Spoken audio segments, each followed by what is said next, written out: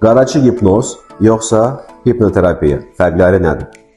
Fərqi odur ki, qaraçı hipnozda sizə yaxınlaşan xanım yaxud kişi, əslində xanımlar çox olur, sizə hansı bir təsir edici suallar, təsir edici sözlər deyir və belə bir hərəkətlə sizi yuxu səviyyəsinə salır, trans səviyyəsinə salır və istədiyini sizdən alır. Amma hipnoterapiya isə bu psixoterapiyadır.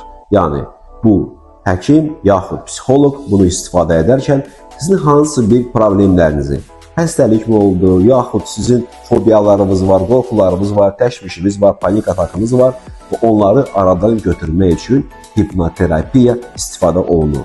Bəs soruşarsınız, bəs deyə görə axı belə bir hərəkətlə bir dəfəlik bizim yaddaşımızdan, bizim həyatımızdan nəyisə silmək olmur. Niyə görə hipnoterapiya seanslarla keçirilir? Düzdür. Çünki bizim beynimiz belə bir proqramlaşıb ki, ancaq saat, bir saatdan bir biz hansısa bir balaca cüzü olaraq bizim problemlərimizi həll edə biləcəyik. Amma qaraçı hipnoz ancaq manipulyasiya üçün lazımdır. Sizin əlinizdən pul almaq üçün və yaxud sizi nəyisə etmək, tələb etmək üçün. Bugünə bu qədər.